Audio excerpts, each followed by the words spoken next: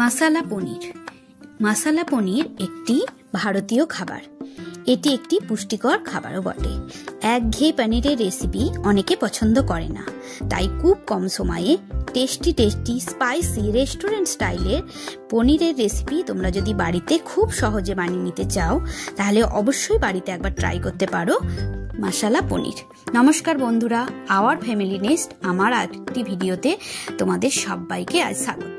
তো দেখো, আমি এখানে কিছুটা পনির নিয়ে নিয়েছি। প্রথমে একটু লবণ দিয়ে দিলাম, সামান্য একটু হলুদ দিলাম, আর একটু লাল কাশ্মীরি লঙ্কার গুঁড়ো আমি দিয়ে দিলাম, আর সামান্য খুব সামান্য পরিমাণে একটু লেবুর রস আমি চিপে দিয়ে দিলাম। এবার পনিরগুলোকে খুব ভালো করে আমি এগুলো মাখিয়ে 10 মিনিটের মতো রেস্ট করতে দেব। তো পনিরগুলোকে খুব ভালো করে আমি মাখিয়ে নিচ্ছি। প্রথমে আজ আমি তোমাদের সাথে মশলা পনিরের রেসিপিটি শেয়ার করব। তো চলো, প্রথমে আমি দেখো এখানে আমি একটা লোহার কড়াই নিয়েছি। লোহার কড়াইয়ের মধ্যে আমি সাদা তেল কিছুটা দিয়েছি, দিয়ে পনিরগুলোকে ভেজে নেব। আমার পনিরগুলো খুবই নরম, তাই একটু কড়া কড়া করে আমি ভাজবো।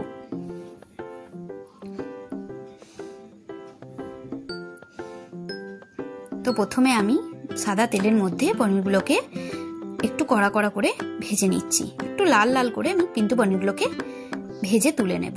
দেখো, যেহেতু পনিরগুলো আমার খুবই নরম ছিল, তাই পনিরগুলোকে আমি একটু লাল লাল করেই ভেজেছি।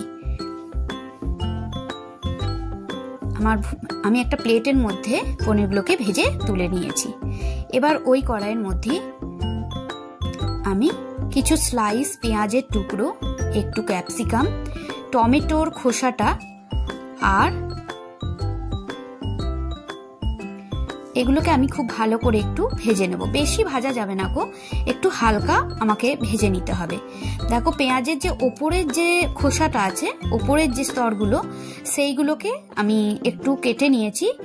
একটু বড় বড় করেই কেটে নিতে হবে।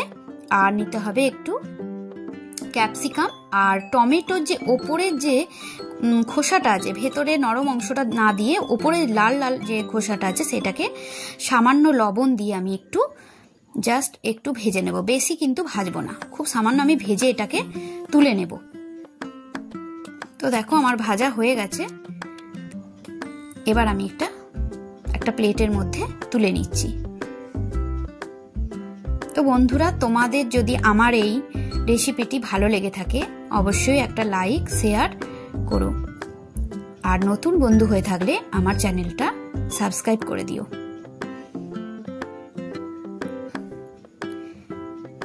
এইবার ওই তেলের মধ্যে আমি আরেকটু সাদা তেল দিলাম।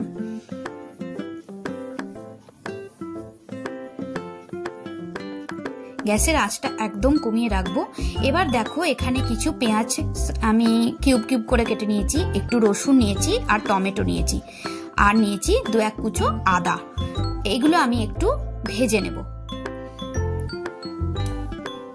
পেঁয়াজ, টমেটো, আদা আর রসুন, এইগুলোকে আমি ভেজে নেব। একটা টমেটো আমি ওইভাবে স্লাইস করে কেটে আগেতেই ভেজে তুলে নিয়েছি, আর এখন আর একটা টমেটো আমি এইভাবে কেটে একটুখানি ভেজে নিয়েছি। সামান্য একটুখানি লবণ দেব, লবণটা কিন্তু মাথায় রাখতে হবে।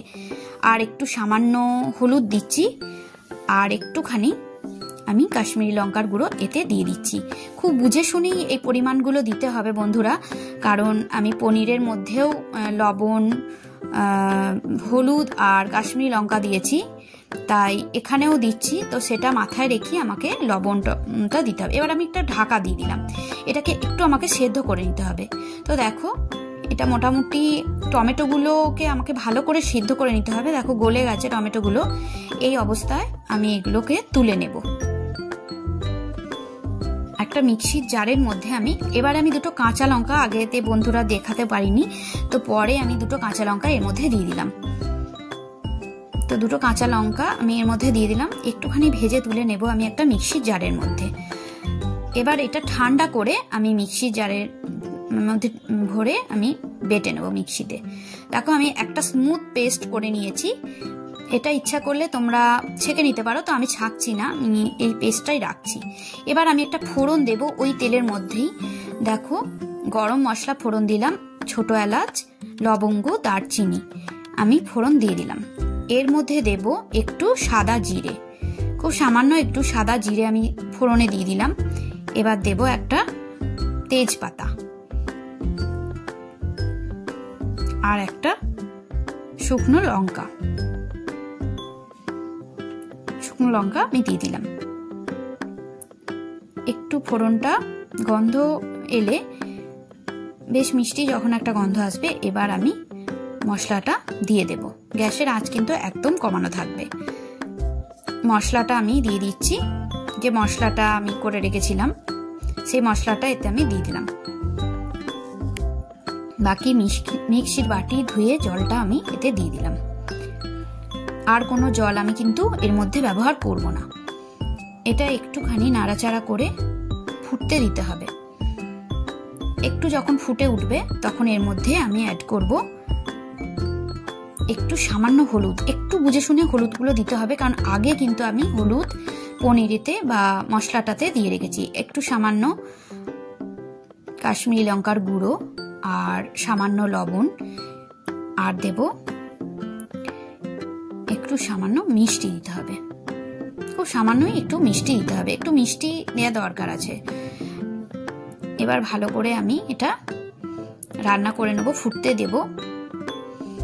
মশলাটা যখন একটু ফুটে উঠবে তখন আমি এর মধ্যে যে আগে থেকে ক্যাপসিকাম, পেঁয়াজ, টমেটোটা ভেজে রেখেছিলাম সেটা এর মধ্যে দিয়ে দেবো, কারণ ওটা অল্প ভাজা ছিল, খুব একটা সেদ্ধ হয়নি। তো ক্যাপসিকামগুলোকে একটুখানি সেদ্ধ হতে হবে, তার জন্য আমি দিয়ে দিলাম। একটু ফুটতে দেবো যাতে এগুলো একটুখানি নরম হয়ে যায়।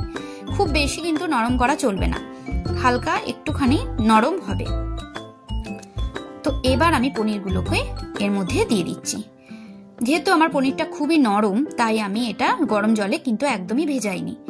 আমাকে যে দাদা পনির দিয়ে যান বাড়িতে এসে, সেই দাদা খুব ভালো পনির টাটকা দিয়ে যান। এই পনিরটা আমি সব ফ্রিজে 2-3 দিন রাখলেও পনিরটা খুব ভালো থাকে। তো পনিরগুলো দিয়ে দিলাম। এবার আমি এর মধ্যে দিচ্ছি একটু গরম মশলার গুঁড়ো, শাহি গরম মশলার গুঁড়ো এর মধ্যে আমি দিয়ে দিলাম। আর দেখো এখানে আমি কসুরি মেথি, সেটা হাতে ক্রাশ করে একটুখানি আমি ছড়িয়ে দিচ্ছি। এই কসুরি মেথিটা সবার শেষে দিতে হবে, তো এটা থেকে খুব সুন্দর একটা গন্ধ আসবে।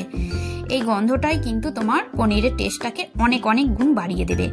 আর শেষে যে গরম মশলাটা দিলাম সেটাও দারুণ পনিরের টেস্টটাকে বাড়িয়ে দেবে। তো বন্ধুরা দেখো আমার রান্নাটা কিন্তু একদম হয়ে গেছে। এখন আমি গ্যাস অফ করে একটা ঢাকা দিয়ে দেব, দিয়ে 5 মিনিট এইভাবে রেখে আমি এবার তুলে নিয়েছি। তো দেখাচ্ছি, দেখো কত সুন্দর আমার রান্নাটা হয়েছে। আমি লোহার কড়াইয়ে করেছি, তাতেও কিন্তু রংটা কিন্তু একদমই কালো হয়নি। লোহার কড়াইটা যদি ঠিক মতো সিজনিং করা হয় তাহলে কিন্তু রান্না খুব ভালো হয়। তো দেখো রান্নাটা আমার একদম হয়ে গেছে। দেখা হচ্ছে পরবর্তী কোনো ভিডিওয়। আজ তবে আসি, নমস্কার।